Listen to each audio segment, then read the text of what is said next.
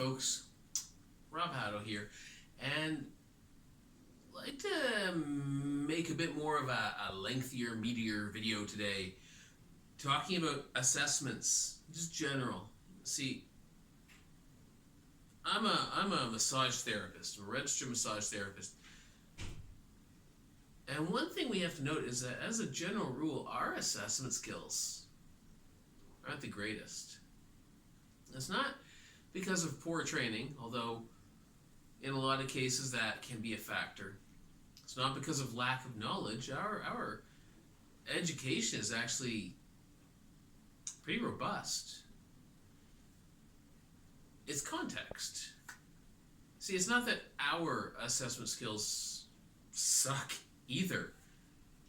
Everyone's kind of suck.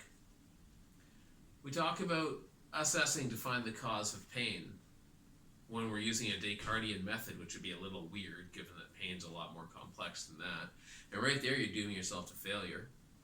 You're assessing trying to figure out a myopic discussion in a body built with so many redundancies that narrowing it down can be a monumental task on itself.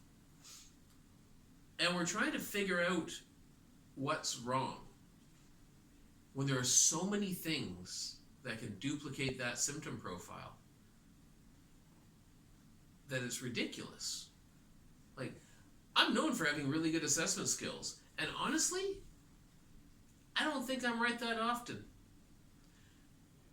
I think I'm partially right quite a lot of the time. I think a lot of the time I find one or two of the things might be going on in there, and as a general rule, when I have imaging to back that, when I have imaging to test that and to test against, I've gotten it. Not all of it. We don't usually see a mechanism of injury where it's just a radial fracture or just a shoulder dislocation or just an AC separation. We see a mechanism of injury where there was force put into a body that resulted in that, but also contusions and tissue tearing associated and short synaptic reflex arcs creating pain spasm cycles. We see a complex symptom profile and a complex reaction to trauma profile that our assessment skills just don't really touch, but the thing is, no one else's do. And one of the things we tend to focus on is we focus on what a person can't do, what hurts, and what hurts tells us what they've done, what's happened inside of them, not what they've done, but how their body has reacted or how they've been traumatized or what mechanical deficiency has been created. And realistically, it's a very small, very myopic bit of the picture. Now, this is an opinion piece here. Please bear in mind that this is my own opinion on this. I'm not an authority on this. Yes, I'm pretty damn good with assessing, but that does not mean that I'm this world-renowned expert who everyone should listen to. Hell, I don't know why half of you watch me anyway. The other half, I think, are probably just crazy. But one thing we should, in my opinion, be focusing on outside of our myopic forefront assessment is the background. The forefront being, ouch.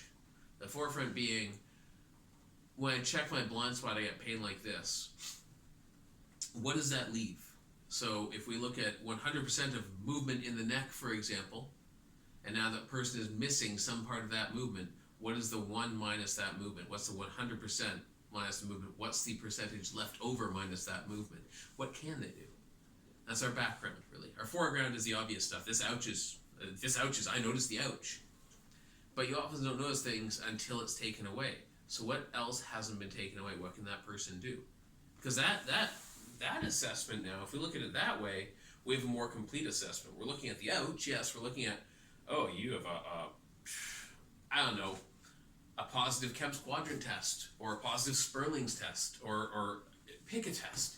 You have a positive test and a symptom profile that matches a facet joint fracture, or radial nerve impingement, whatever it might be.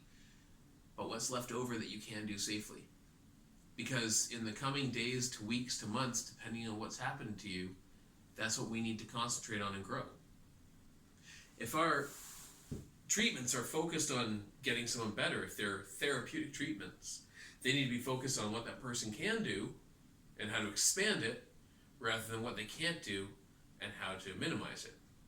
Because trying to focus on what they can't do and minimizing it, it's almost like taking 2 steps back first. So yes, we are absolutely interested in what they can't do. I'm not saying to throw out the baby with the bathwater. I'm just saying that there's a lot more to it than what we've been taught. And when I talk to therapists who are really uncomfortable with their assessments, when I talk to therapists who say, yeah, I feel uncomfortable assessing knee pain, I feel uncomfortable assessing shoulder pain or ankle pain. Someone came in who rolled their ankle and I don't know how to determine where to go from there. Start with what they can do as well, not just what they can't do.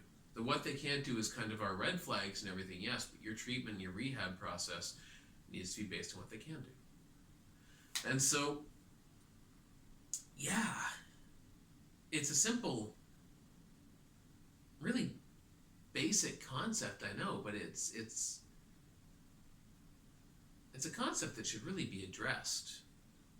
And I'm hoping to do so in the near future. Thanks very much.